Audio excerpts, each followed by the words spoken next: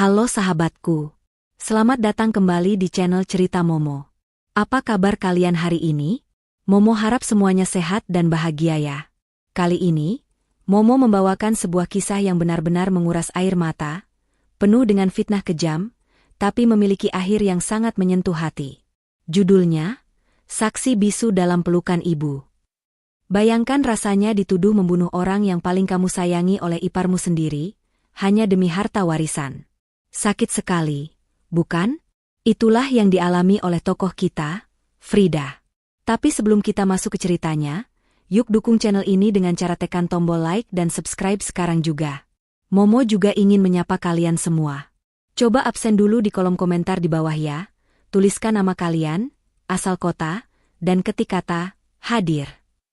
Contoh, Sari, dari Bandung, hadir nyimak. Momo tunggu komentar kalian ya. Kalau sudah siap, tarik napas dalam-dalam, siapkan tisu kalian, dan mari kita mulai ceritanya. Suara detak jam dinding tua seolah menjadi satu-satunya musik pengiring di rumah sederhana itu. Aroma minyak kayu putih menguar kuat dari kamar utama, tempat di mana Bu Ratih terbaring lemah tak berdaya. Sudah 6 bulan lamanya, wanita parubaya itu terserang stroke yang melumpuhkan hampir seluruh tubuhnya. Di samping ranjang, Frida tampak telaten menyekat tubuh mertuanya dengan handuk hangat. Keringat membasahi dahi Frida, namun tak sekalipun ia mengeluh. Tangannya yang lembut dengan hati-hati membersihkan sela-sela jari Bu Ratih yang kaku. "Sudah segar ya, Bu?" ucap Frida lembut sambil tersenyum, meski hatinya perih melihat kondisi mertua yang dulu begitu gagah kini, hanya bisa menatap langit-langit kamar dengan tatapan kosong. Bu Ratih tidak bisa menjawab. Mulutnya miring, sulit untuk digerakkan. Namun, matanya yang basah menatap Frida penuh rasa terima kasih. Tangan kirinya yang masih sedikit berfungsi, erat memeluk sebuah benda yang tak pernah lepas darinya. Sebuah boneka rajut tua berwarna coklat yang sudah kusam. Benang-benangnya sudah banyak yang terurai, warnanya pun pudar termakan usia. Bagi orang lain, itu hanyalah sampah. Tapi bagi Bu Ratih, boneka itu adalah harta karun yang menyimpan 1000 kenangan masa mudanya, kenangan yang menjadi penguat jiwanya di masa tua yang sepi ini. Frida merapikan selimut Bu Ratih, memastikan mertuanya merasa hangat. "Nanti siang Frida buatkan bubur saring kesukaan ibu ya. Sekarang ibu istirahat dulu," katanya sambil mengelus tangan keriput itu. Ia tahu betul, suaminya, Aji, sedang bekerja keras di luar sana, dan tugasnya lah menjaga benteng rumah tangga ini, termasuk merawat ibunda Aji sebaik mungkin. Namun, kedamaian pagi itu hancur seketika saat suara pintu depan dibanting dengan keras. Langkah kaki sepatu hak tinggi terdengar berisik menghantam lantai ubin, mendekat ke arah kamar dengan tergesa-gesa. Jantung Frida berdegup kencang. Ia tahu betul siapa tamu tak diundang ini. Tamu yang bukannya membawa penawar rindu, malah kerap membawa racun bagi hati ibunya. Ya ampun, bau apa ini? Suara melengking itu memenuhi ruangan. Vanessa, adik ipar Frida, berdiri di ambang pintu sambil menutup hidungnya dengan gaya berlebihan. Wajahnya cantik, dipoles makeup tebal, tas bermerek menggelayut di lengannya, namun ekspresinya penuh rasa jijik saat menatap ibunya sendiri yang terbaring tak berdaya. Frida menahan napas, berusaha tetap tenang meski darahnya mulai mendidih. "Pelankan suaramu, Vanessa. Ibu baru saja mau istirahat. Kasihan kalau kaget." Vanessa mendengus kasar, melangkah masuk tanpa melepas sepatunya. Ia tidak menyapa ibunya, tidak mencium tangan, apalagi menanyakan kabar. Matanya yang tajam langsung menyapu seisi kamar, seolah mencari sesuatu yang berharga di antara tumpukan obat dan perabot tua. "Gak usah sok ngatur deh, Mbak. Ini rumah ibuku, jadi terserah aku mau ngapain," ketus Vanessa dengan nada meremehkan. Ia mendekati ranjang, menatap Bu Ratih dengan pandangan dingin, tanpa setitik pun rasa iba. "Bu, sertifikat rumah di mana sih? Aku tuh butuh modal buat bisnis catering aku. Kalau rumah ini dijualkan lumayan, ibu bisa pindah ke panti jompo yang fasilitasnya lebih bagus, gak pengap dan bau kayak gini." Mata Bu Ratih membelalak lebar. Air matanya menetes seketika mendengar ucapan putri kandungnya sendiri. Ia berusaha mengerang, ingin mengatakan tidak, NNGHH. Tangannya semakin erat memeluk boneka rajut di dadanya, seolah mencari perlindungan dari kejamnya ucapan sang anak. Melihat ibunya hanya mengerang, Vanessa justru tertawa sinis. Tiba-tiba tangannya menyambar boneka itu dengan kasar, menariknya paksa dari pelukan Bu Ratih.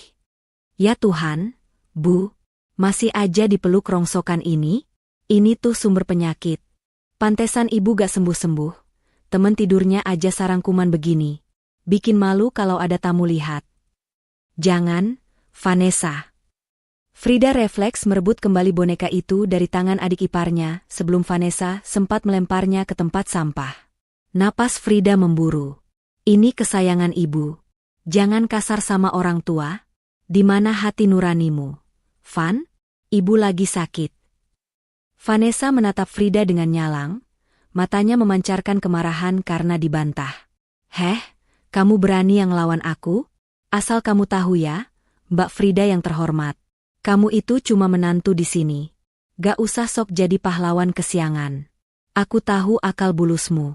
Kamu betah ngerawat ibu yang sakit-sakitan gini, pura-pura sabar, cuma biar dapat warisan rumah ini sendirian, kan? Ngaku aja. Dada Frida sesak mendengar tuduhan keji itu. Selama ini ia menggunakan uang tabungannya sendiri untuk membeli popok dan obat-obatan Bu Ratih, karena gaji Aji pas-pasan. Sementara Vanessa, ia hanya datang untuk meminta uang, dan kini menuduh Frida serakah. Demi Tuhan, Vanessa, aku tidak pernah berpikir soal warisan. Aku merawat ibu karena beliau sudah seperti orang tuaku sendiri. Tolong, kalau kamu datang cuma buat bikin ibu sedih, lebih baik kamu pulang, ucap Frida tegas, meski suaranya bergetar menahan tangis. Vanessa mencibir. Ia mendekatkan wajahnya ke wajah Frida, telunjuknya menuding tepat di depan hidung kakak iparnya itu. Lihat aja nanti. Aku bakal pastiin Mas Aji sadar siapa istrinya yang sebenarnya. Ular berkepala dua yang mau menguasai harta keluarga. Vanessa berbalik badan dengan kasar, sengaja menyenggol meja obat hingga botol-botol berjatuhan dan pecah berantakan, lalu melenggang pergi tanpa rasa bersalah. Ingat ya, Bu, kalau ibu gak kasih tahu di mana sertifikatnya, jangan harap Vanessa mau jenguk lagi. Biar ibu busuk di sini sama menantu kesayangan ibu itu. Teriaknya dari ruang tamu sebelum membanting pintu depan hingga kaca jendela bergetar. Keheningan kembali menyelimuti kamar itu, namun kini terasa lebih mencekam dan menyakitkan. Frida berjongkok, memunguti pecahan botol obat yang berserakan sambil menyeka air matanya yang akhirnya tumpah. Di atas ranjang, Bu Ratih menangis tanpa suara, dadanya naik turun menahan sesak. Hatinya hancur berkeping-keping melihat pertengkaran itu. Dengan sisa tenaganya, Bu Ratih mengulurkan tangan gemetarnya, menyentuh bahu Frida. Frida menoleh, tersenyum getir sambil menggenggam tangan mertuanya. Ia meletakkan kembali boneka rajut itu ke pelukan Bu Ratih. Gak apa-apa, Bu. Ada Frida di sini. Frida gak akan ninggalin ibu. Kita jaga boneka ini sama-sama ya, Bu. Ibu jangan dengerin omongan Vanessa. Bu Ratih menatap boneka di pelukannya dengan pandangan dalam. Di dalam benda usang itulah tersimpan sebuah rahasia besar yang belum diketahui siapapun, bahkan oleh Frida sekalipun. Sebuah rahasia yang kelak akan menjadi saksi bisu atas segala kejahatan dan ketulusan di rumah itu. Namun saat ini, boneka itu hanya diam, setia menemani tuannya yang sedang bertarung melawan sakit fisik dan perihnya hati dikhianati darah daging sendiri. Langit sore mulai berubah menjadi jingga kemerahan, seolah menggambarkan suasana hati Aji yang sedang keruh. Pria itu baru saja melangkahkan kakinya keluar dari pabrik tempatnya bekerja sebagai buruh harian. Tubuhnya remuk redam, punggungnya terasa mau patah setelah seharian mengangkat barang-barang berat demi upah yang tak seberapa. Namun, beban di pundaknya terasa semakin berat ketika ponsel di saku celananya bergetar panjang. Nama, Vanessa, tertera di layar yang retak itu.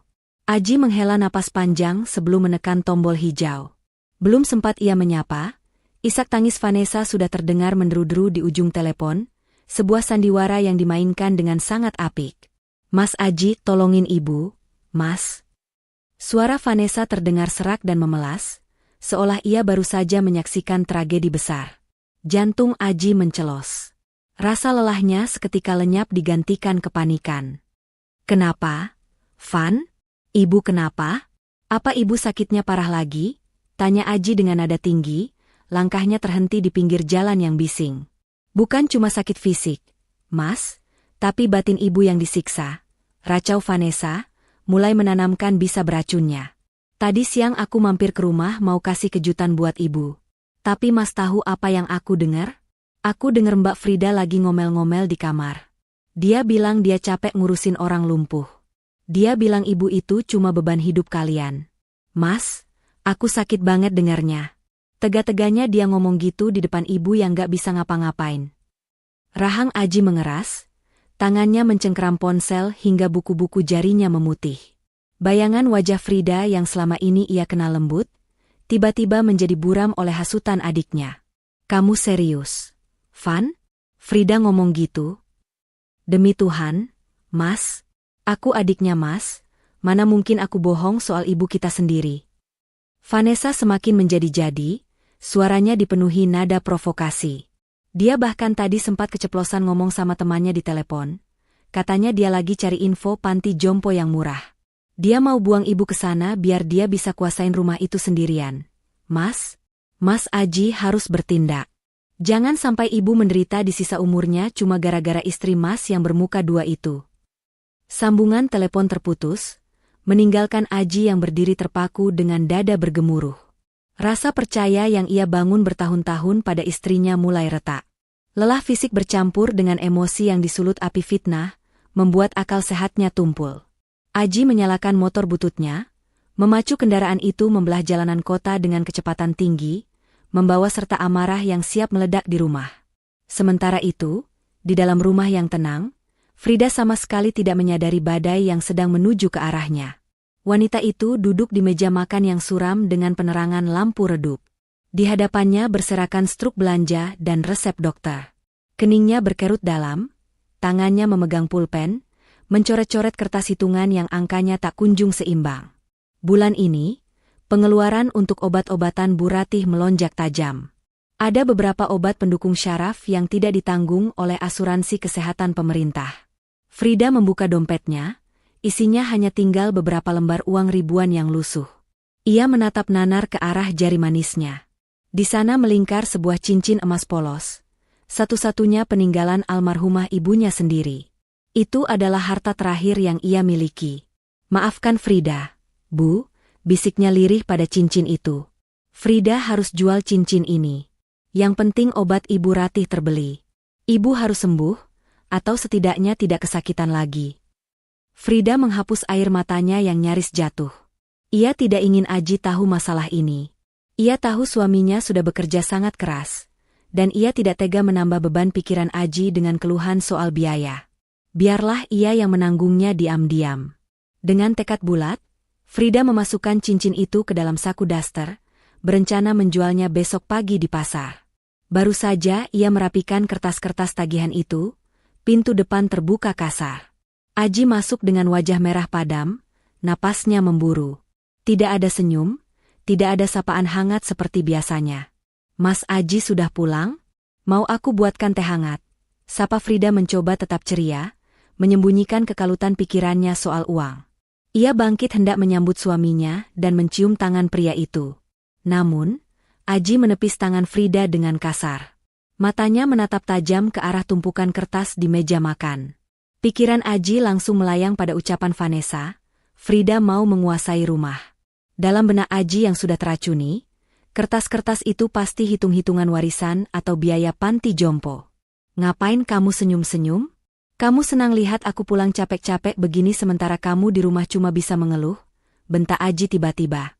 Suaranya menggelegar di ruang tamu yang sempit itu. Frida terlonjak kaget, mundur selangkah. Mas Aji bicara apa? Siapa yang mengeluh? Aku seharian merawat ibu, menyuapi ibu. Alah, gak usah sandiwara, potong Aji cepat. Ia melangkah mendekat, mengintimidasi istrinya. Vanessa cerita semuanya. Kamu capek kan ngurus ibu? Kamu merasa ibu itu beban, kan?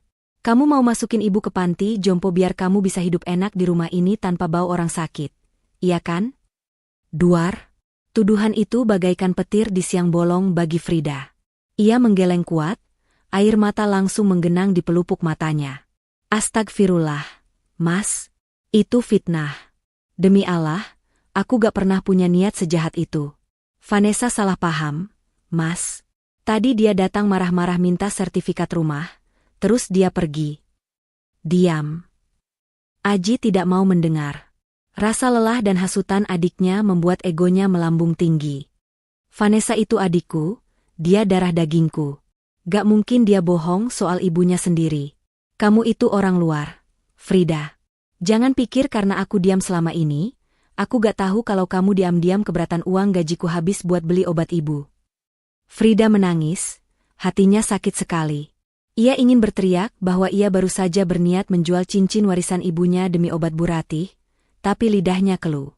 Rasa kecewa karena ketulusannya diragukan oleh suami sendiri, membuat dadanya sesak. Terserah Mas mau percaya siapa, ucap Frida dengan suara bergetar, air matanya jatuh membasahi pipi. Tapi satu hal yang Mas harus tahu, aku sayang sama ibu seperti ibu kandungku sendiri. Silakan Mas tanya langsung sama hati nurani Mas, pernahkah aku menelantarkan ibu sedetik pun? Aji terdiam sejenak, napasnya masih memburu. Ada setitik keraguan di hatinya melihat air mata Frida yang tampak begitu tulus. Namun, gengsi dan bayang-bayang omongan Vanessa kembali menutupi akal sehatnya. Ia membuang muka, enggan menatap istrinya. Mulai sekarang, jangan coba-coba sakiti hati ibu lagi. Atau aku gak segan-segan memulangkanmu ke rumah orang tuamu. Ancam Aji dingin, lalu melangkah masuk ke kamar mandi, membanting pintu dengan keras. Frida merosot duduk di kursi, menelungkupkan wajahnya di antara lipatan tangan di atas meja. Ia menangis tergugu tanpa suara, takut didengar oleh Bu Ratih di kamar sebelah.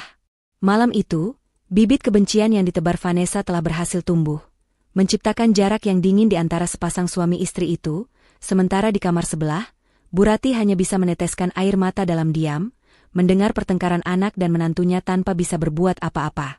Malam semakin larut, menyisakan kesunyian yang mencekam di luar rumah.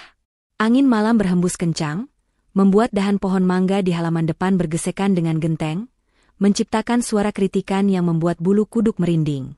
Di dalam rumah, Aji sudah terlelap di kamar tamu karena kelelahan setelah pertengkaran hebat tadi sore. Napasnya terdengar berat, seolah beban hidup masih menghimpit dadanya bahkan dalam tidur. Frida masih terjaga. Matanya sembab, sisa air mata belum sepenuhnya kering. Namun, kewajibannya sebagai menantu yang berbakti mengalahkan rasa sakit hatinya. Jarum jam menunjukkan pukul 10 malam, waktunya Bu Ratih minum susu khusus sebelum tidur agar perutnya tidak kosong saat meminum obat malam.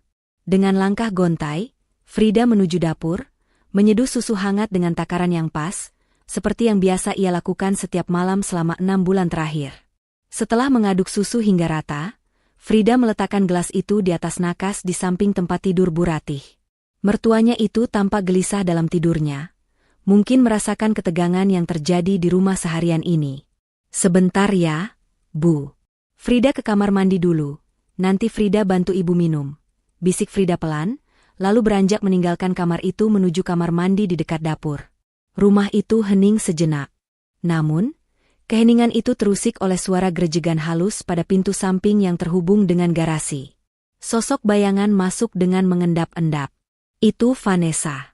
Ia masih memegang kunci cadangan rumah orang tuanya yang belum pernah ia kembalikan. Niat awalnya malam itu adalah mencari sendiri sertifikat rumah saat Aji dan Frida lengah tertidur. Ia yakin ibunya menyembunyikan dokumen itu di lemari pakaian di kamar utama. Vanessa melangkah masuk ke kamar Bu Ratih tanpa suara. Ia melihat ibunya terbaring lemah dengan mata setengah terpejam. Di meja nakas, uap hangat masih mengepul dari gelas susu yang baru dibuat Frida. Vanessa menatap gelas itu, lalu menatap ibunya. Sebuah rencana jahat dan impulsif terlintas di benaknya. Ia merogoh tas tangannya, mengeluarkan sebuah bungkusan kecil berisi serbuk putih, racun tikus yang tadi sore ia beli untuk membasmi hama di gudang cateringnya, yang kebetulan masih terbawa. Dengan tangan gemetar namun wajah dingin, Vanessa menaburkan sedikit serbuk itu ke dalam susu ibunya. Ia mengaduknya cepat dengan jari telunjuknya, lalu mengelap jarinya ke tisu. Maafin Vanessa, Bu. Vanessa butuh rumah ini cepat. Kalau ibu sakit terus, uang warisan habis buat obat, gumamnya sangat pelan, nyaris tak terdengar. Tiba-tiba terdengar suara pintu kamar mandi terbuka. Vanessa panik. Ia tidak sempat kabur. Dengan cepat, ia bersembunyi di balik lemari pakaian besar yang ada di sudut kamar yang gelap. Jantungnya berdegup kencang, menahan napas. Frida kembali masuk ke kamar dengan wajah yang lebih segar setelah membasuh muka. Ia sama sekali tidak menyadari kehadiran orang ketiga di ruangan itu. Ia duduk di tepi ranjang, membangunkan Bu Ratih dengan lembut. "Ibu, bangun dulu yuk, minum susunya. Masih hangat," ucap Frida penuh kasih. Ia membantu mengangkat kepala Bu Ratih, menyandarkannya di bantal yang ditumpuk tinggi. Bu Ratih membuka matanya perlahan.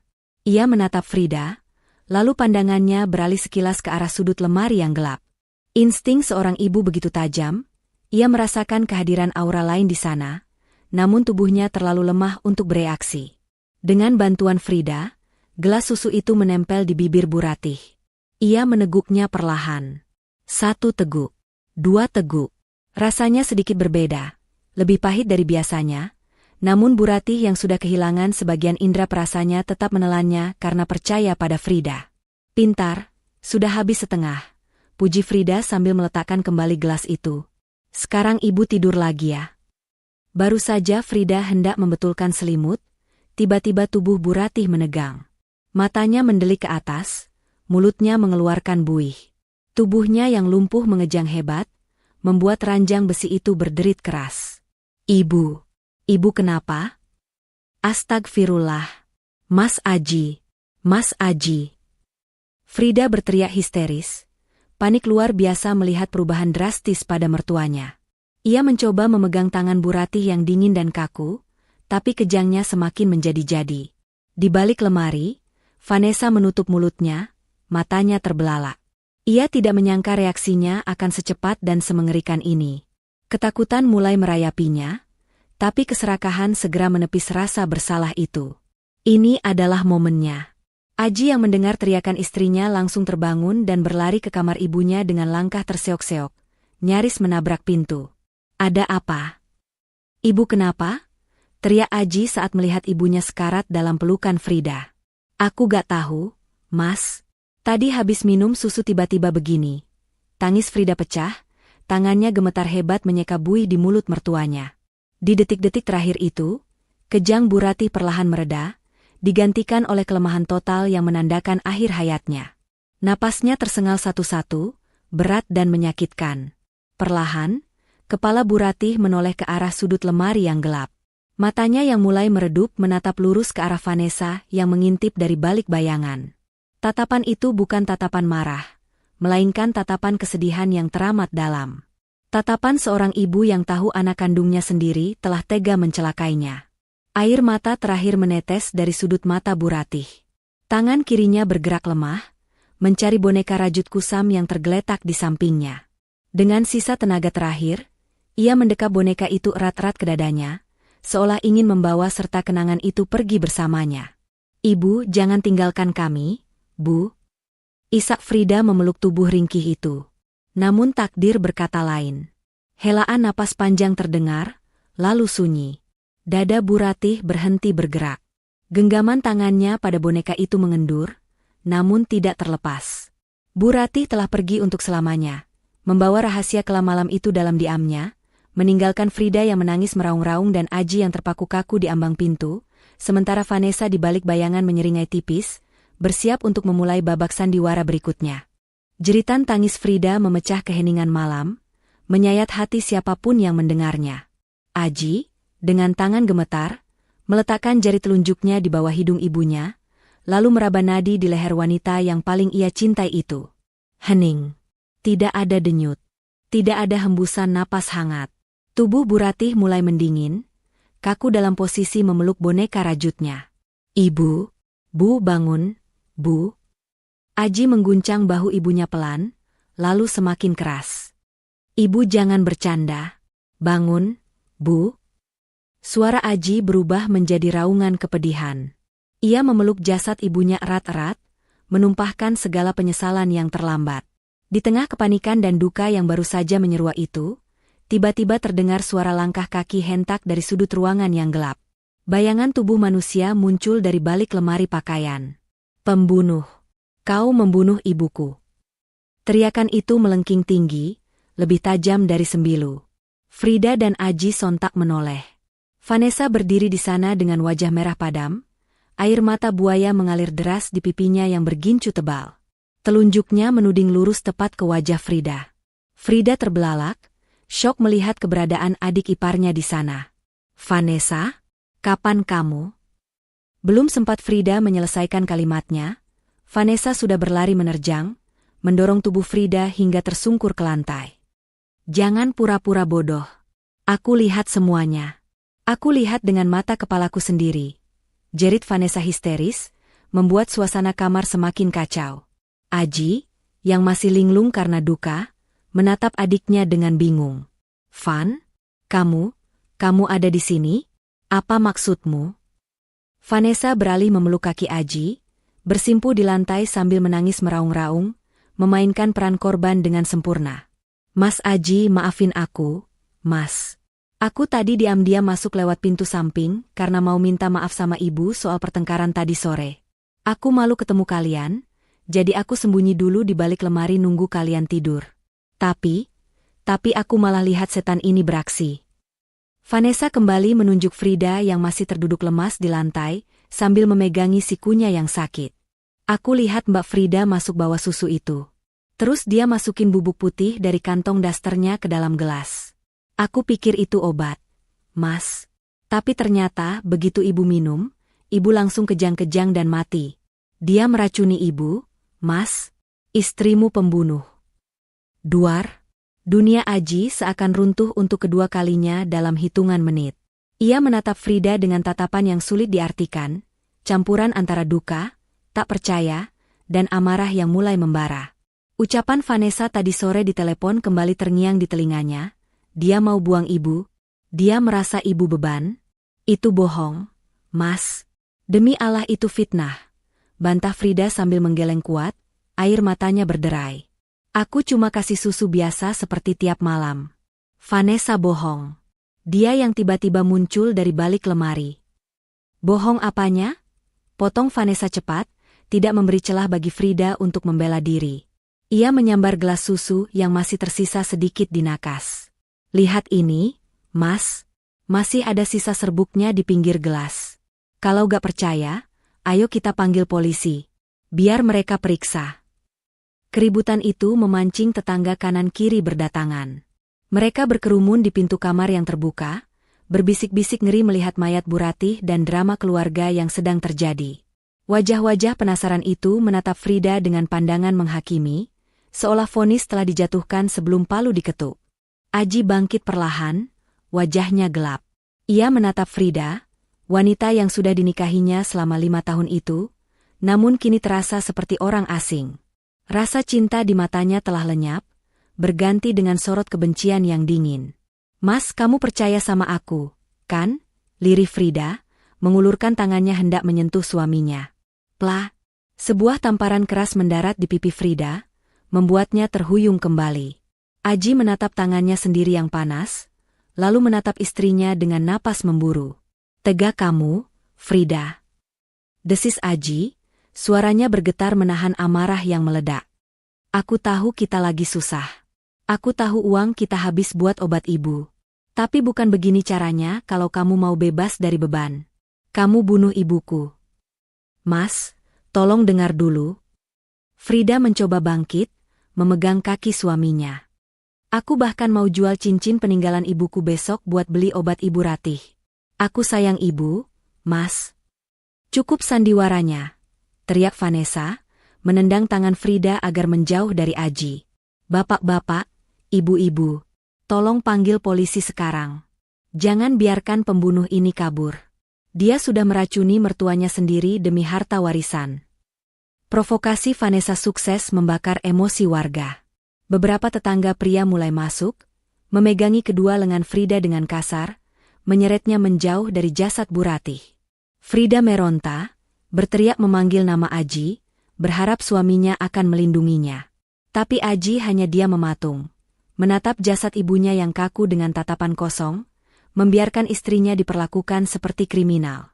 Di tengah kekacauan itu, Vanessa tersenyum tipis di balik sapu tangan yang ia gunakan untuk pura-pura menyeka air mata. Rencananya berjalan mulus. Dengan tuduhan ini, Frida akan disingkirkan, Aji akan hancur dan bergantung padanya, dan rumah ini akan segera menjadi miliknya. Malam itu, rumah yang dulunya penuh kehangatan berubah menjadi neraka bagi Frida.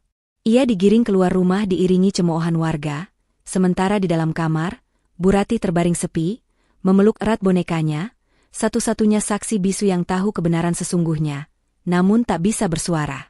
Sirene mobil polisi meraung memecah keheningan dini hari, lampu rotom biru berputar menyilaukan mata, memantul di dinding-dinding rumah tetangga yang penasaran. Garis polisi berwarna kuning cerah kini melintang di pintu kamar Bu Ratih, mengubah kamar yang penuh kenangan itu menjadi tempat kejadian perkara, TKP, yang dingin dan steril. Frida duduk di sudut ruang tamu, diapit oleh dua orang polwan. Tangannya gemetar hebat, wajahnya pucat pasi. Ia masih mengenakan daster yang sama, kini kusut dan basah oleh air mata. Di seberang ruangan, Aji duduk menunduk, kedua tangannya menutupi wajah. Ia menolak menatap istrinya. Di sampingnya, Vanessa terus-menerus mengelus punggung kakaknya sambil sesekali melirik sinis ke arah Frida. Tak lama kemudian, tim Inavis, Indonesia Automatic Fingerprint Identification System, keluar dari kamar dengan membawa beberapa kantong plastik transparan berisi barang bukti. Gelas susu, sisa obat-obatan, dan spray yang terkena noda muntahan. Inspektur Heri, seorang polisi parubaya dengan sorot mata tajam dan berwibawa, memimpin penyelidikan malam itu. Ia berjalan menghampiri Frida, lalu beralih ke Vanessa. Ibu Vanessa, suara Inspektur Heri berat dan tegas. Bisa Anda jelaskan ulang apa yang Anda lihat? Kami butuh keterangan awal untuk berita acara pemeriksaan. Vanessa langsung menegakkan tubuhnya, memasang wajah sedih yang dramatis. Saya melihatnya, Pak Polisi. Jelas sekali. Saya bersembunyi di balik lemari karena takut dimarahi Mas Aji kalau ketahuan masuk diam-diam. Saya lihat Mbak Frida menuangkan serbuk putih dari saku dasternya ke dalam gelas susu ibu. Setelah ibu minum, ibu langsung kejang-kejang. Itu pasti racun. Inspektur Heri mengangguk pelan, mencatat poin-poin penting di buku kecilnya. Ia kemudian menatap Frida. Ibu Frida, apakah benar Anda memberikan sesuatu ke dalam minuman korban? Frida menggeleng lemah, suaranya parau. Tidak, Pak. Saya hanya membuatkan susu seperti biasa. Demi Allah, saya tidak memasukkan apapun selain susu bubuk dan air hangat. Bohong? Sergah Vanessa cepat. Kalau memang gak ada apa-apa, kenapa ibu langsung mati habis minum itu? Pak, tolong geledah barang-barang dia. Pasti dia menyembunyikan sisa racunnya di suatu tempat. Mendengar desakan itu, Inspektur Heri memberi isyarat kepada anak buahnya untuk memeriksa kamar pribadi Frida dan Aji. Dua orang petugas masuk ke kamar mereka, mengaduk-aduk isi lemari pakaian dan laci meja rias. Suara laci dibanting dan barang-barang dikeluarkan terdengar gaduh. Aji mengangkat wajahnya, matanya merah dan bengkak. Ia menatap pintu kamarnya dengan perasaan campur aduk. Sebagian hatinya berharap polisi tidak menemukan apa-apa, berharap ini semua mimpi buruk. Namun, sebagian lagi yang sudah teracuni keraguan, takut akan kebenaran yang mungkin terungkap. Komandan, seru salah satu petugas dari dalam kamar. Jantung Frida berhenti berdetak sesaat. Semua mata tertuju ke arah petugas yang keluar membawa sebuah botol plastik kecil berwarna hijau tua dengan label bergambar tengkorak. Kami menemukan ini diselipkan di bagian paling dalam laci pakaian dalam Ibu Frida, lapor petugas itu sambil menyerahkan botol tersebut kepada Inspektur Heri yang sudah memakai sarung tangan lateks. Inspektur Heri mengamati botol itu. Racun tikus arsenik, isinya tinggal setengah. Ia mengangkat botol itu tinggi-tinggi, memperlihatkannya pada semua orang di ruangan. Ibu Frida, bisa jelaskan kenapa benda ini ada di laci pakaian dalam Anda? Mata Frida membelalak tak percaya. Mulutnya menganga, tapi tak ada suara yang keluar. Ia syok. Ia tidak pernah membeli racun tikus. Ia bahkan tidak pernah melihat botol merek itu sebelumnya. Itu bukan punya saya. Pak, saya tidak tahu kenapa ada di sana. Teriak Frida panik, air mata kembali deras mengalir. Mas Aji, sumpah Mas, aku gak pernah beli itu. Kamu tahu kan aku takut tikus. Aku gak berani pegang racun. Vanessa langsung menyambar momen itu. Ia berdiri dan menunjuk botol itu dengan histeris. Tuh kan, Mas, apa aku bilang? Dia pelakunya. Dia simpan racun itu di tempat pribadinya biar gak ada yang nemu. Jahat banget kamu, Mbak. Iblis. Aji menatap botol racun di tangan polisi, lalu beralih menatap Frida. Pandangannya kosong, seolah nyawanya ikut hilang. Bukti itu terlalu nyata. Terlalu sulit untuk disangkal. Pertahanan terakhir Aji runtuh sudah. Istrinya, wanita yang tidur di sebelahnya setiap malam, ternyata seorang pembunuh berdarah dingin. Bawa dia, ucap Aji lirih, suaranya dingin menusuk tulang. Mas. Frida terisak, menatap suaminya dengan tatapan memohon. Bawa dia pergi dari rumahku. Teriak Aji menggelegar, meledakkan amarahnya. Ia bangkit dan melempar vas bunga ke dinding hingga pecah berkeping-keping, membuat semua orang terlonjak kaget. Kamu bunuh ibuku, Frida. Aku nyesel nikah sama kamu. Pergi. Inspektur Harry memberi kode. Dua polwan langsung memegang lengan Frida, memborgol kedua tangannya ke belakang. Bunyi klik dari borgol besi itu terdengar sangat menyakitkan, menandai akhir dari kebebasan Frida. Ayo ikut kami ke kantor untuk pemeriksaan lebih lanjut, kata Inspektur Harry tegas. Frida digiring keluar rumah seperti hewan pesakitan. Tetangga yang berkerumun di luar pagar mulai menyoraki dan mencemoohnya. Dasar menantu durhaka. Pembunuh. Hukum mati saja. Frida hanya bisa menunduk dalam tangisnya, kakinya lemas melangkah menuju mobil patroli. Saat ia dimasukkan ke kursi belakang mobil polisi, ia sempat menoleh ke arah teras rumah. Di sana, Vanessa berdiri merangkul Aji yang sedang menangis. Namun di balik punggung kakaknya, Vanessa menatap Frida dengan senyum kemenangan yang tipis dan mengerikan. Vanessa tahu betul dari mana racun itu berasal. Dialah yang menyelipkannya di laci Frida saat pura-pura ke kamar mandi sore tadi, jauh sebelum drama ini dimulai. Rencana cadangan yang ia siapkan dengan sangat rapi untuk memastikan Frida tidak punya celah untuk lolos. Mobil polisi mulai melaju, membawa Frida menjauh dari rumah yang dulu ia rawat dengan penuh cinta. Meninggalkan Aji yang hancur dalam kesalahpahaman, dan meninggalkan jasad Bu Ratih yang kini sendirian di kamar jenazah, membawa kebenaran yang terkunci rapat dalam diamnya kematian. Lampu sorot di ruang interogasi itu terasa menyilaukan, menusuk mata Frida yang bengkak dan merah. Ruangan itu sempit, dingin, dan berbau asap rokok yang menempel di dinding. Frida duduk di kursi besi yang keras, kedua tangannya masih terborgol di atas meja. Di hadapannya, Inspektur Harry duduk dengan tenang namun mengintimidasi, membolak-balik berkas laporan sementara asap tipis mengepul dari kopi hitam di sebelahnya. Jadi, Saudari Frida, Inspektur Harry membuka suara, nadanya datar namun penuh tekanan.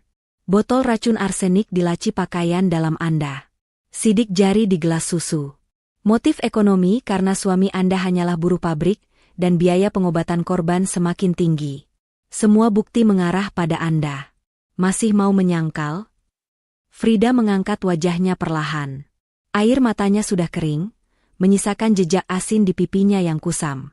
Pak, saya tidak peduli Bapak mau menuduh saya apa. Saya cuma minta satu hal. Pak, tolong izinkan saya pulang sebentar. Izinkan saya memandikan jenazah Ibu Ratih untuk terakhir kalinya. Saya yang merawat beliau selama ini, Pak. Saya janji gak akan kabur. Inspektur Harry menatap wanita di depannya dengan pandangan menyelidik.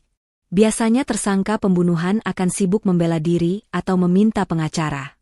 Tapi wanita ini, dia malah memikirkan fardu kifayah korban yang dituduh dibunuhnya. Permohonan ditolak, jawab Inspektur Harry tegas. Anda tersangka utama kasus pembunuhan berencana. Prosedur hukum tidak mengizinkan Anda meninggalkan sel tahanan, apalagi menghadiri pemakaman korban. Itu bisa memicu amuk massa. Warga di sana sudah sangat marah pada Anda.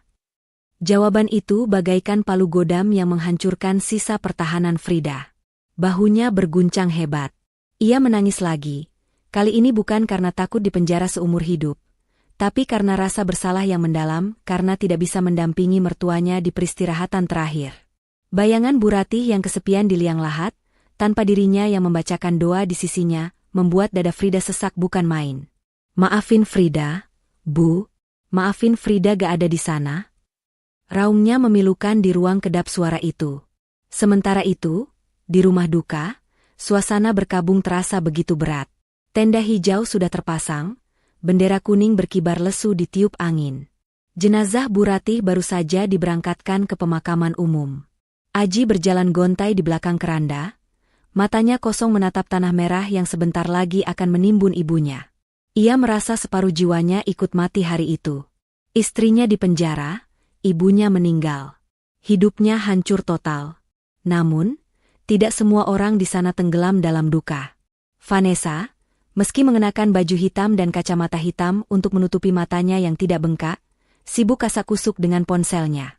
Begitu prosesi pemakaman selesai dan para pelayat mulai pulang, Vanessa segera menarik lengan seorang pria parubaya yang mengenakan batik rapi. Itu adalah Pak Dharma, notaris kepercayaan almarhum ayah Aji yang memegang dokumen penting keluarga. Pak Dharma, sebentar, cegat Vanessa saat Pak Dharma hendak menaiki motornya. Kita perlu bicara. Sekarang. Pak Dharma mengernyitkan dahi. Mbak Vanessa, ini masih suasana duka. Tanah kuburan Ibu Ratih bahkan belum kering. Apa tidak sebaiknya kita bicara minggu depan saja? Gak bisa, Pak. Sergah Vanessa cepat. Suaranya sedikit meninggi hingga beberapa tetangga menoleh. Ia buru-buru memelankan suaranya. Ini darurat. Mas Aji sekarang sendirian. Istrinya itu pembunuh. Pak, dia sudah ditangkap polisi. Saya sebagai adik kandung satu-satunya harus mengamankan aset keluarga sebelum terjadi hal-hal yang tidak diinginkan. Siapa tahu si pembunuh itu punya komplotan yang mau ambil sertifikat rumah ini. Pak Dharma menghela napas panjang, membetulkan kacamata bacanya. Ia tahu sifat Vanessa sejak kecil yang selalu tidak sabaran soal uang, tapi argumen tentang Frida yang menjadi tersangka memang membuat situasi hukum menjadi rumit. Baiklah, kita bicara di dalam. Tapi saya butuh persetujuan Mas Aji sebagai ahli waris tertua, kata Pak Dharma akhirnya mengalah. Mereka kembali ke ruang tamu yang kini sepi, hanya menyisakan tumpukan kursi plastik dan sisa air mineral gelas. Aji duduk melamun di pojok ruangan, masih memegang peci hitamnya. Mas, panggil Vanessa sambil duduk di sebelah kakaknya, merangkul bahu Aji. Pak Dharma mau bacain wasiat ibu sekarang. Biar semuanya jelas. Lagian, status Mbak Frida kan sudah tersangka, jadi menurut hukum, dia otomatis gugur hak warisnya kalaupun ibu pernah kasih sesuatu buat dia. Aji menoleh perlahan, tatapannya lelah. Van, Mas lagi gak mikirin harta. Ibu baru meninggal. Justru itu, Mas, potong Vanessa, mulai mendoktrin lagi. Kita harus selamatin rumah peninggalan bapak dan ibu. Mas mau rumah ini disita polisi buat barang bukti atau jatuh ke tangan keluarga pembunuh itu?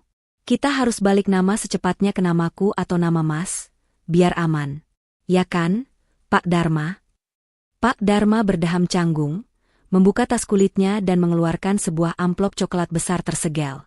Sebenarnya, wasiat ini dibuat Ibu Ratih 2 tahun lalu, saat beliau masih sehat. Beliau berpesan agar dibuka saat beliau tiada. Mengenai status hukum Ibu Frida, memang benar ada pasal yang menyatakan ahli waris yang membunuh pewaris akan kehilangan haknya. Tapi karena belum ada vonis pengadilan tetap, statusnya masih status quo. Namun, kita bisa bacakan isinya dulu. Vanessa tersenyum lebar, matanya berbinar menatap amplop coklat itu. Dalam bayangannya, rumah strategis ini akan segera menjadi miliknya. Ia sudah berencana menjualnya minggu depan untuk menutupi hutang-hutang bisnis cateringnya yang bangkrut dan gaya hidup sosialitanya yang mencekik. Buka aja, Pak. Mas Aji setuju kok, desak Vanessa, mewakili Aji yang hanya diam pasrah. Pak Dharma merobek segel amplop itu dengan hati-hati. Suara kertas disobek terdengar nyaring di ruangan yang sunyi itu. Vanessa menahan napas, jantungnya berdegup kencang karena antusias. Sementara di sel tahanan yang dingin, Frida sedang bersujud di lantai semen, mengirimkan doa tulus untuk mertuanya, tidak peduli sepeser pun tentang apa yang ada di dalam amplop itu. Pak Dharma mengeluarkan selembar kertas bermaterai, membetulkan letak kacamatanya, dan mulai membaca. Surat wasiat Ratih binti Sastro.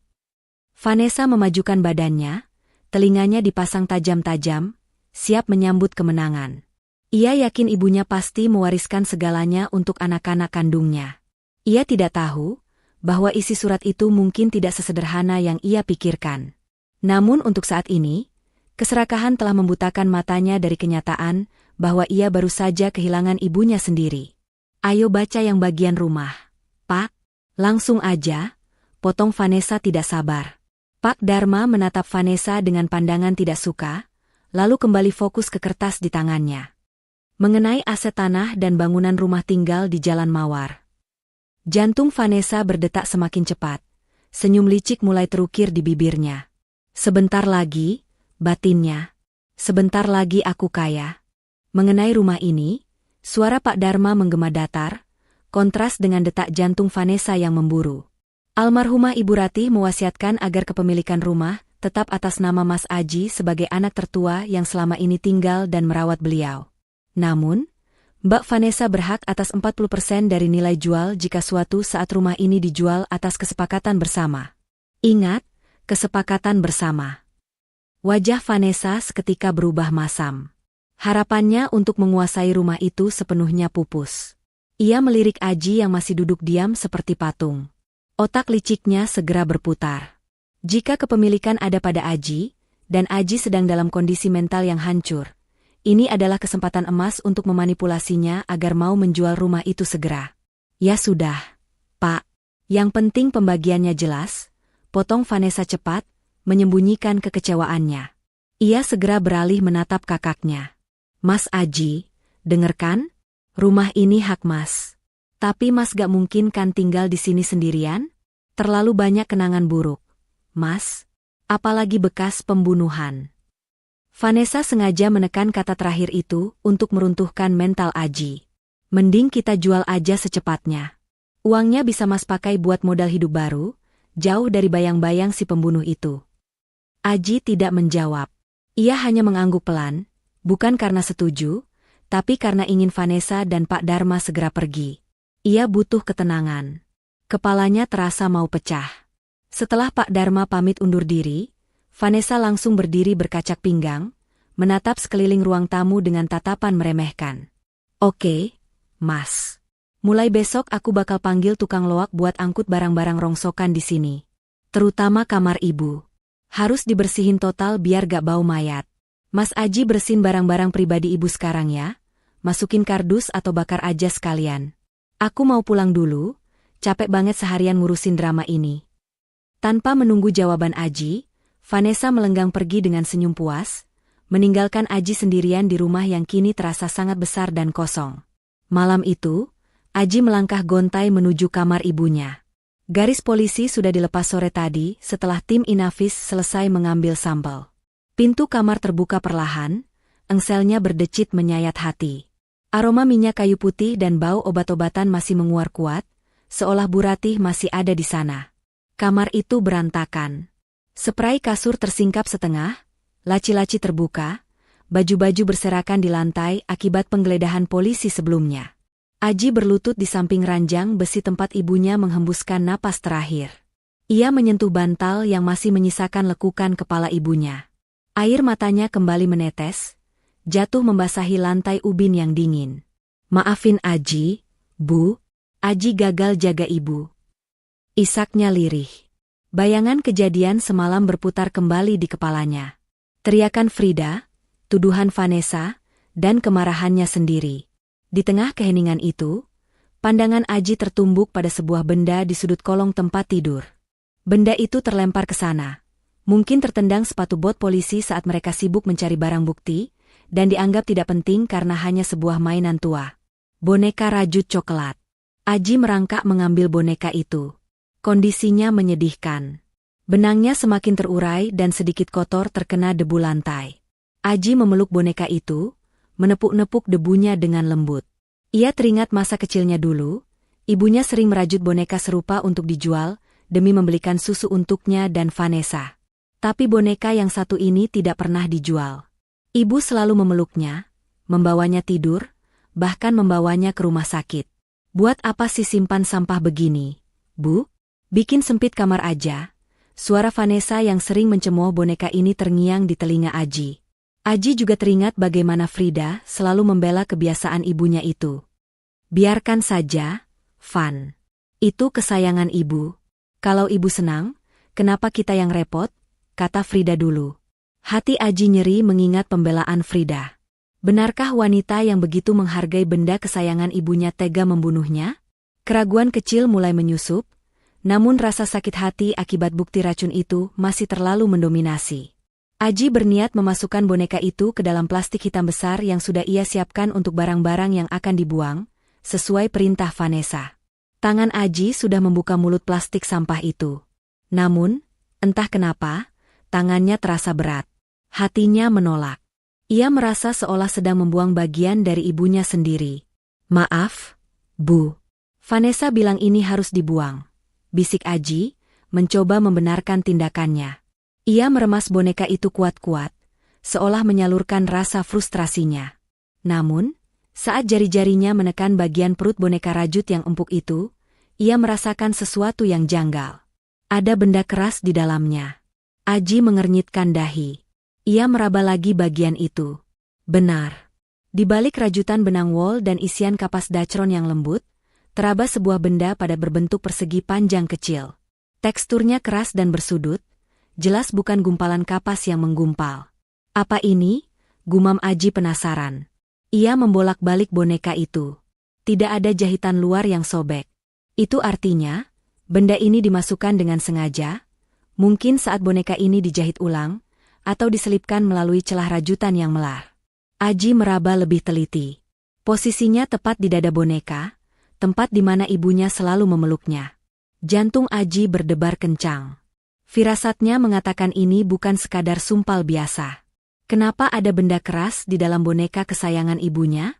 Apakah ini jimat? Atau perhiasan yang disembunyikan? Tiba-tiba, Aji teringat momen di pemakaman tadi.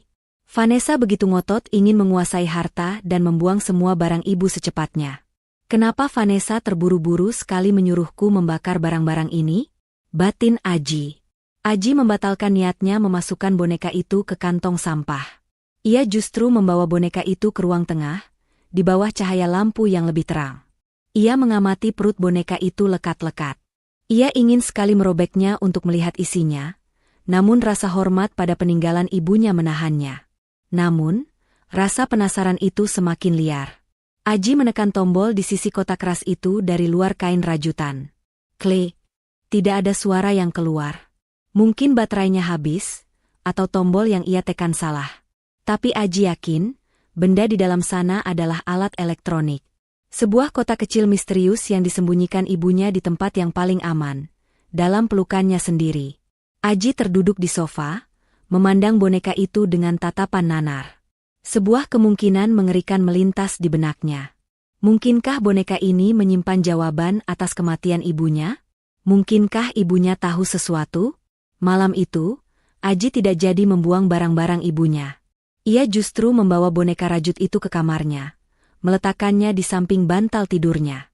Firasat seorang anak yang kehilangan ibunya mulai bekerja, menembus kabut manipulasi yang selama ini menutup matanya. Aji bertekad, besok pagi-pagi sekali, ia tidak akan menemui Vanessa. Ia akan pergi ke satu-satunya tempat yang bisa memberinya jawaban pasti atas benda keras di dalam boneka itu, kantor polisi. Matahari pagi bersinar terik, namun sinarnya tak mampu menghangatkan dinginnya lorong kantor polisi yang sibuk itu. Aji melangkah masuk dengan wajah kusut dan mata cekung karena kurang tidur. Di tangannya, ia mendekap erat boneka rajut coklat milik ibunya, seolah benda itu adalah jimat pelindung. Langkahnya terhenti di depan meja piket. Keraguan sempat menyergap hatinya, namun rasa penasaran akan benda keras di dalam perut boneka itu jauh lebih kuat daripada rasa takutnya menghadapi kenyataan. Belum sempat Aji berbicara pada petugas jaga, suara sepatu hak tinggi yang beradu keras dengan lantai keramik terdengar mendekat dari arah pintu masuk. Aji menoleh dan mendapati Vanessa berjalan cepat ke arahnya dengan wajah penuh amarah yang dipoles senyum palsu saat melihat polisi.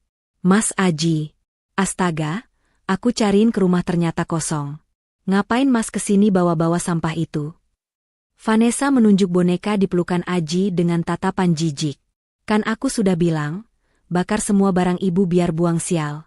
Mas malah bawa rongsokan bau apa itu ke kantor polisi. Bikin malu aja. Aji mengeratkan pelukannya pada boneka itu, menatap adiknya dengan tatapan yang berbeda dari biasanya, tajam dan penuh selidik.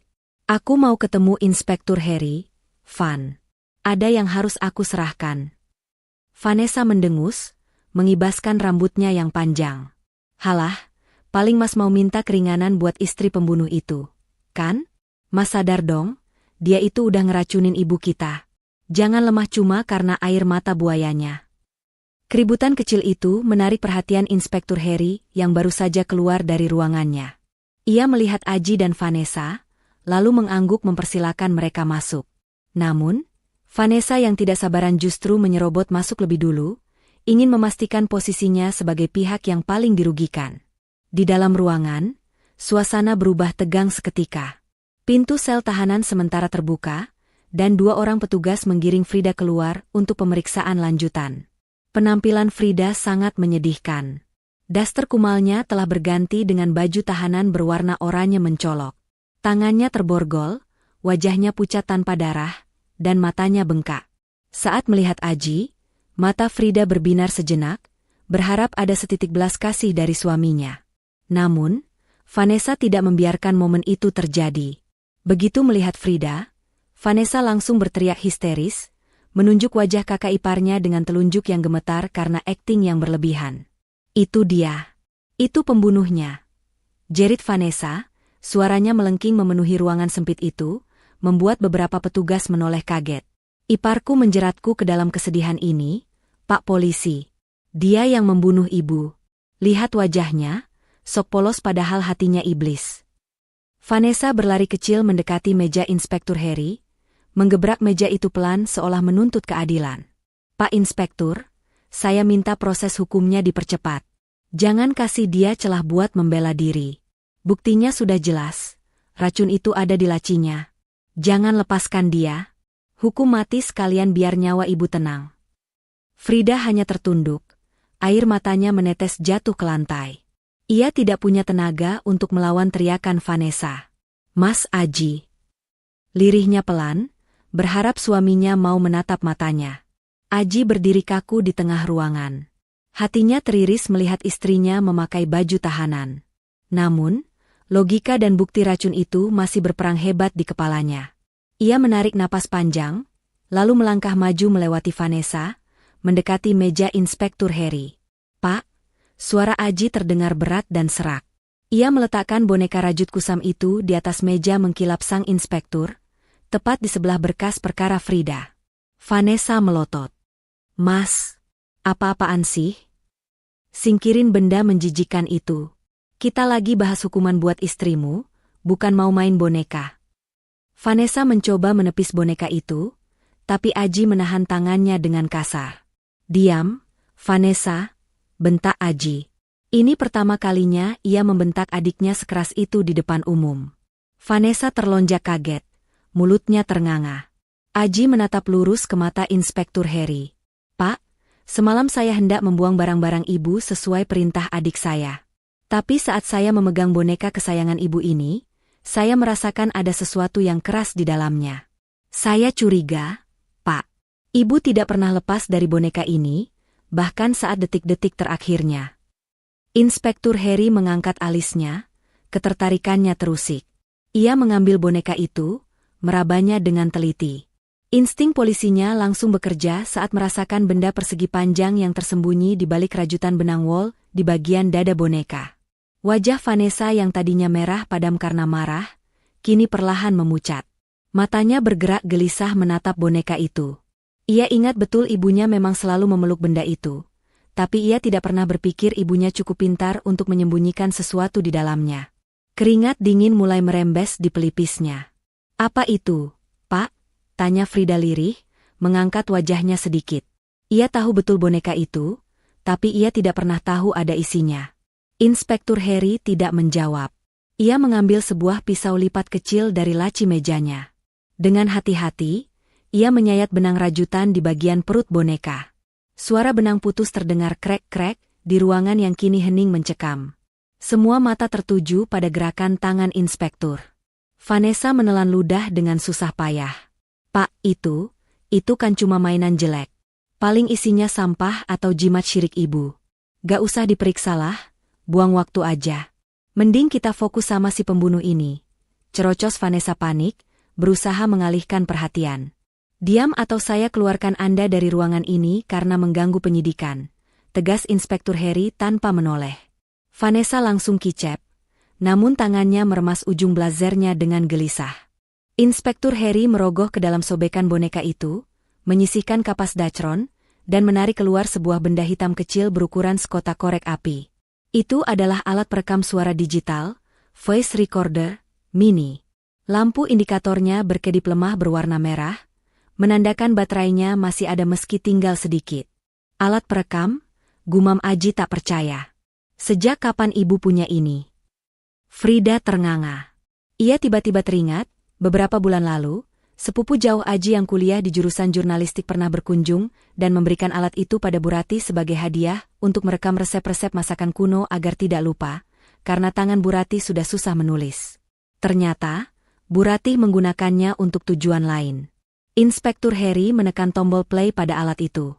Tidak ada suara. Mungkin baterainya habis atau filenya rusak. Komentar Vanessa cepat, nada suaranya terdengar lega. Tuh kan, gak penting. Udahlah Pak, ayo prosesi Frida. Tunggu sebentar, kata Inspektur Harry tenang. Ia memutar tombol volume ke maksimal dan memeriksa daftar rekaman. Ada satu file rekaman terbaru, tertanggal tepat di malam kematian Bu Ratih. Jamnya menunjukkan pukul 21.15, beberapa menit sebelum insiden itu terjadi. Fitur voice activation pada alat itu rupanya menyala, yang artinya alat ini otomatis merekam jika mendeteksi suara di sekitarnya. Ini rekaman dari malam kejadian, ucap Inspektur Harry datar, menatap tajam ke sekeliling ruangan. Jantung Vanessa serasa berhenti berdetak. Lututnya lemas. Wajahnya yang tadi garang kini pucat pasi seperti mayat. Ia ingin lari, tapi kakinya terpaku di lantai. Aji menatap alat kecil itu dengan dada bergemuruh, menanti suara apa yang akan keluar. Sementara Frida menahan napas, berdoa dalam hati agar kebenaran sekecil apapun bisa terungkap. Inspektur Harry menekan tombol play sekali lagi. Suara kresek-kresek statis terdengar, lalu disusul suara pintu yang dibuka perlahan, dan suara langkah kaki yang mengendap-endap. Suasana di ruangan itu berubah menjadi sangat mencekam. Tak ada yang berani bersuara. Hanya rekaman itu yang kini menjadi penguasa ruangan, bersiap membongkar rahasia yang telah merenggut nyawa dan memfitnah yang tak bersalah. Suara kresek-kresek statis dari alat perekam kecil itu perlahan berubah menjadi suara yang sangat familiar. Di dalam ruangan interogasi yang pengap, waktu seolah berhenti berputar.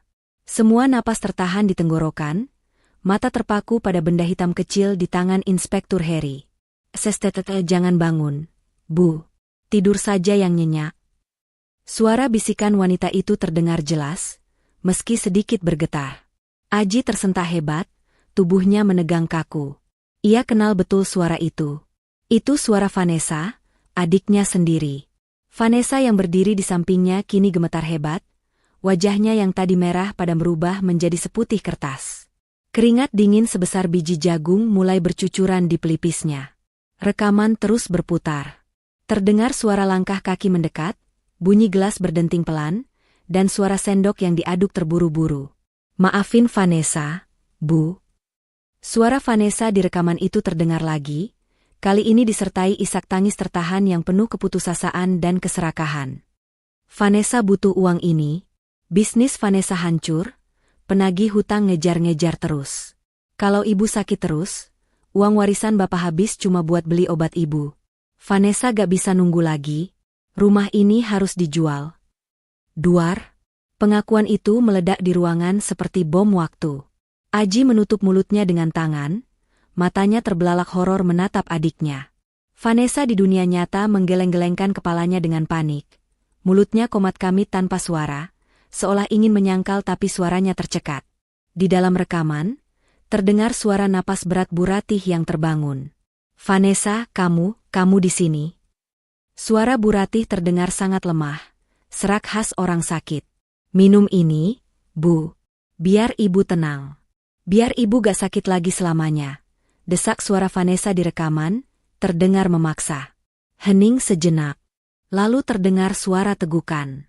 Detik-detik berikutnya adalah mimpi buruk. Suara gelas jatuh dan pecah, yang mungkin teredam karpet di kejadian asli, terdengar samar, disusul suara Bu Ratih yang mengerang kesakitan, tersedak, dan napasnya mulai memburu kasar. Bunyi ngik-ngik dari paru-paru yang gagal berfungsi membuat bulu kuduk semua orang di kantor polisi meremang. Aji tidak kuat mendengarnya. Ia jatuh berlutut di lantai, menutup telinganya rapat-rapat, menangis meraung tanpa suara. Hatinya hancur berkeping-keping mendengar detik-detik kematian ibunya yang ternyata dibunuh oleh darah dagingnya sendiri. Namun, rekaman itu belum selesai. Di tengah deru napas sakaratul maut itu, terdengar suara Bu Ratih lagi. Kali ini sangat lirih, sangat dekat dengan alat perekam yang tertanam di boneka yang ia peluk. "Vanessa, anakku." Suara itu penuh kasih, meski nyawa sedang ditarik paksa dari raganya. "Ibu tahu, rasanya pahit. Ibu tahu kamu menukar obat itu." Di rekaman, terdengar Vanessa menangis histeris karena panik. "Ibu diam. Mati saja, Bu. Cepat mati." Tapi Bu Ratih, dengan sisa tenaga terakhirnya sebagai seorang ibu, mengucapkan kalimat yang membuat Frida, Aji, dan bahkan Inspektur Heri yang berhati baja sekalipun, tertegun. "Ibu memaafkanmu, Nak. Allah ampuni dosa anakku. Tapi tolong jangan fitnah Frida, dia tulus merawat ibu. Frida orang baik." Setelah itu, hanya terdengar tarikan napas panjang yang berat 1 kali, 2 kali, lalu hening. Sunyi yang abadi. Rekaman berakhir dengan suara langkah kaki Vanessa yang berlari bersembunyi di balik lemari, tepat sebelum suara pintu kamar dibuka dan teriakan histeris Frida, yang asli, terdengar samar di latar belakang sebelum rekaman mati otomatis. Ruangan interogasi itu senyap.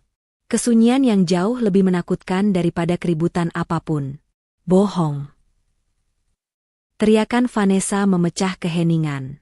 Ia menerjang maju, mencoba merebut alat perekam itu dari tangan Inspektur Heri. "Itu rekayasa. Itu suara diedit. Frida yang bikin itu semua. Dia menjebakku." Vanessa mengamuk membabi buta, akal sehatnya sudah hilang. Namun, Inspektur Heri dengan sigap menghindar. 2 petugas polisi langsung menyergap Vanessa, memiting kedua lengannya ke belakang dengan keras. "Lepasin aku. Aku bukan pembunuh. Ibuku memaafkanku, kan? Kalian dengar sendiri tadi. Dia memaafkanku, jadi aku gak salah. Lepasin." Racau Vanessa, logikanya sudah kacau balau. Pengakuannya barusan justru semakin mempertegas dosanya. Aji bangkit perlahan dari lantai. Wajahnya basah oleh air mata, namun matanya kini menyala dengan kemarahan yang belum pernah terlihat sebelumnya. Ia berjalan mendekati Vanessa yang sedang meronta-ronta. Plah! Sebuah tamparan keras mendarat di pipi Vanessa. Bukan dari polisi, tapi dari Aji. Tamparan yang mewakili rasa sakit hati seorang anak yang ibunya dibunuh, dan seorang suami yang istrinya difitnah. "Iblis kamu, Van!" desis Aji, suaranya bergetar hebat. "Ibu memaafkanmu karena ibu itu malaikat. Tapi aku tidak akan pernah memaafkanmu. Kamu bunuh ibu demi uang? Kamu fitnah istriku sampai dia di penjara? Di mana hatimu, Vanessa?" Vanessa terdiam, pipinya merah, matanya menatap kakaknya dengan tatapan kosong. "Mas, aku butuh uang. Mas, hutangku banyak." "Bawa dia," perintah Inspektur Heri dingin. Pasal 340 KUHP, pembunuhan berencana. Ancaman hukuman mati atau seumur hidup.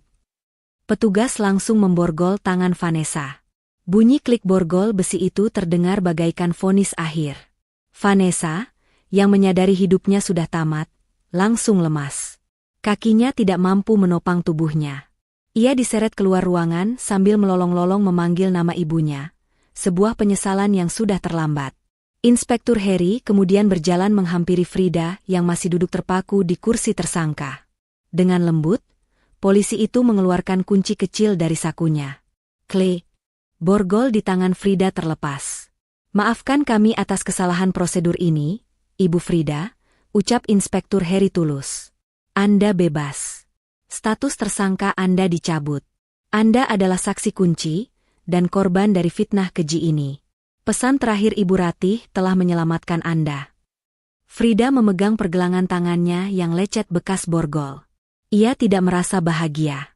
Ia justru menangis terseduh-seduh, memeluk boneka rajut yang masih ada di atas meja. Kata-kata terakhir mertuanya terus terngiang di telinganya. Dia tulus merawat ibu. Terima kasih, Bu. Terima kasih sudah melindungi Frida.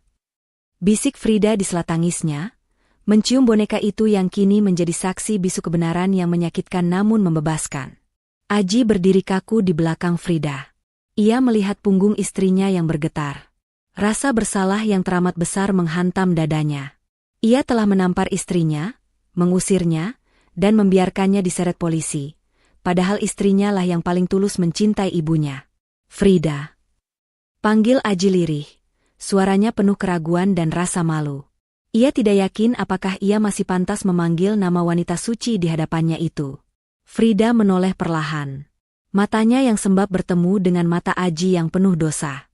Tidak ada kebencian di mata Frida, hanya ada kelelahan yang luar biasa dan duka yang mendalam. Sebuah tembok kaca tak kasat mata kini berdiri kokoh di antara mereka, dibangun oleh ketidakpercayaan Aji sendiri. Dan tembok itu mungkin lebih sulit diruntuhkan daripada tembok penjara sekalipun. Suasana di ruang penyidik perlahan mulai tenang setelah Vanessa diseret paksa menuju sel tahanan. Namun, ketenangan itu justru terasa lebih menyiksa bagi Aji. Ia berdiri gemetar di hadapan Frida, wanita yang beberapa jam lalu ia caci maki, ia tampar, dan ia biarkan digelandang polisi layaknya kriminal hina. Kini, wanita itu berdiri dengan status suci tanpa noda. Sementara dirinya, Aji merasa lebih rendah dari debu di alas kaki istrinya. Perlahan, lutut Aji goyah. Pria itu jatuh bersimpuh di lantai yang dingin, tepat di kaki Frida. Ia tidak peduli pada tatapan beberapa polisi yang masih ada di ruangan itu. Ego dan harga dirinya sebagai suami sudah hancur lebur oleh rasa bersalah yang teramat dalam. Aji memeluk kaki Frida, menangis tergugu seperti anak kecil yang kehilangan arah. Maafkan aku, Frida. Maafkan Mas. Suara Aji parau, tersendat oleh isak tangis yang menyesakkan dada. Mas suami bodoh. Mas suami jahat. Mas lebih percaya hasutan orang lain daripada ketulusan istri sendiri. Tampar Mas. Dek, pukul Mas. Lakukan apa saja biar kamu puas, asal jangan tinggalkan Mas. Frida menunduk menatap suaminya. Ada rasa perih yang menjalar saat melihat Aji begitu hancur. Dulu, ia pasti akan langsung ikut bersimpuh dan memeluk suaminya. Namun kali ini, Frida hanya diam. Bekas tamparan di pipinya mungkin sudah hilang, tapi luka di hatinya, luka karena tidak dipercayai saat ia paling membutuhkan perlindungan, masih menganga lebar. Dengan perlahan, Frida mengurai pelukan Aji di kakinya.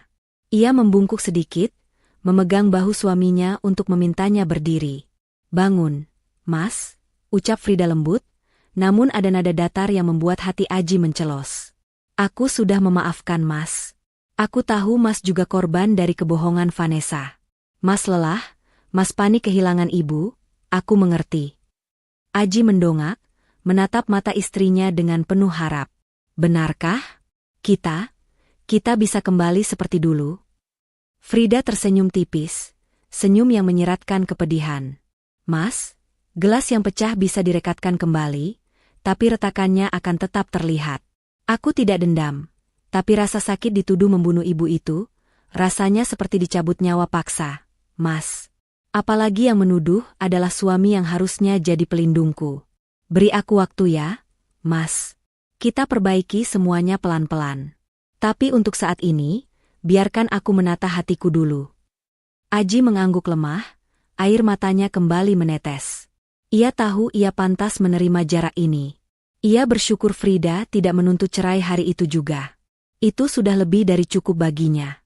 3 hari kemudian, langit sore tampak mendung, seolah turut berduka mengiringi langkah Frida dan Aji memasuki area pemakaman umum. Tanah merah di makam Bu Ratih masih basah. Taburan bunga mawar dan melati di atasnya mulai layu. Nisan kayu sederhana tertancap kokoh, menjadi penanda tempat peristirahatan terakhir wanita yang hidupnya penuh kasih sayang itu. Frida berjongkok di samping nisan. Ia tidak mengenakan baju hitam tanda duka, melainkan baju gamis putih bersih, warna kesukaan almarhumah. Di tangannya, ia mendekap boneka raju coklat yang kini sudah dijahit kembali dengan rapi. Bekas sayatan pisau polisi di perut boneka itu menyisakan garis jahitan benang yang kontras, menjadi tanda sejarah kelam yang pernah tersimpan di dalamnya. Frida mengusap nisan itu lembut. "Assalamualaikum, Bu." Frida datang. Bisiknya, suaranya bergetar menahan rindu. "Maaf ya, Bu. Kemarin Frida gak bisa antar ibu ke sini." Frida ditahan di tempat yang dingin. Tapi Frida tahu, ibu pasti nemenin Frida di sana. Doa ibu yang menyelamatkan Frida. Aji berdiri di belakang istrinya, memegang payung hitam karena gerimis mulai turun satu-satu. Ia tidak berani bicara banyak. Ia hanya menunduk, merapalkan doa-doa ampunan untuk ibunya, dan juga untuk dosa-dosanya sendiri yang telah menelantarkan ibunya di akhir hayat demi pekerjaan, dan menyakiti istrinya demi ego. Frida meletakkan boneka rajut itu tepat di atas gundukan tanah, di posisi yang sama seperti saat Bu Ratih memeluknya di tempat tidur. "Frida, kembalikan teman ibu ini, ya. Biar ibu gak kesepian di sana," ucap Frida sambil tersenyum dalam tangis. "Terima kasih sudah jadi saksi bisu yang jujur. Terima kasih sudah menyimpan kebenaran sampai akhir. Sekarang ibu istirahat yang tenang." "Vanessa, dia sedang menebus dosanya, Bu." Frida janji, kalau nanti dia sadar dan bebas, Frida akan ajak dia ke sini minta maaf sama ibu.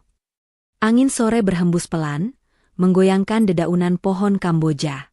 Entah perasaan Frida saja atau memang nyata, ia merasakan kehangatan yang familiar menyelimuti bahunya, seperti pelukan Bu Ratih yang selalu menenangkannya saat lelah. Jauh di tempat lain, di balik jeruji besi yang dingin dan lembab, Vanessa duduk meringkuk di sudut sel. Wajah cantiknya kusam, matanya kosong. Ia tidak menangis, tidak juga berteriak marah. Di telinganya, terus terngiang-ngiang suara rekaman ibunya. "Ibu memaafkanmu, Nak." Kalimat itu lebih menyiksa daripada hukuman fisik apapun. Vanessa menyadari, ia telah membunuh satu-satunya orang di dunia ini yang mencintainya tanpa syarat. Rasa penyesalan itu datang menghantamnya seperti ombak besar yang menenggelamkan, namun tak ada lagi tangan ibu yang akan menariknya ke permukaan. Ia harus menanggung buah dari keserakahannya sendirian dalam kebisuan penjara. Kembali ke pemakaman, Frida bangkit berdiri. Ia membersihkan tanah yang menempel di lututnya. Aji segera menggeser payungnya agar Frida tidak kehujanan. "Ayo pulang, Mas," ajak Frida pelan. Aji mengangguk. "Ayo, aku mampir beli martabak kesukaanmu ya. Kita makan di rumah." "Boleh," jawab Frida singkat. Mereka berjalan bersisian meninggalkan makam, di bawah satu payung yang sama. Langkah mereka perlahan mulai seirama, meski kecanggungan masih terasa. Hujan turun semakin deras, menghapus jejak kaki mereka di tanah becek, seolah ingin membasuh segala tragedi yang baru saja terjadi, memberi kesempatan bagi tunas-tunas baru untuk tumbuh di atas tanah yang pernah terluka. Di belakang mereka, di atas makam yang mulai basah, boneka rajut itu duduk diam. Matanya yang terbuat dari kancing plastik hitam menatap lurus ke depan, menjadi saksi bisu bahwa kebenaran tidak akan pernah mati, dan kasih sayang seorang ibu akan terus hidup, melampaui batas kematian itu sendiri. Tamat. Pesan moral cerita. Kasih ibu sepanjang masa, kasih sayang seorang ibu tak terbatas, bahkan ketika disakiti oleh anaknya sendiri. Doa dan maaf ibu adalah pelindung terkuat yang mampu menembus dinding kematian sekalipun. Bahaya keserakahan dan fitnah, harta dan uang bisa dicari, tapi keluarga yang tulus tak tergantikan. Keserakahan hanya akan membawa pada kehancuran dan penyesalan abadi yang tak bisa ditebus. Kepercayaan dalam rumah tangga, suami istri adalah pakaian bagi satu sama lain. Jangan mudah termakan hasutan orang luar, bahkan saudara sendiri. Percayalah pada pasanganmu yang selalu ada di saat susah, karena dialah teman hidupmu yang sesungguhnya.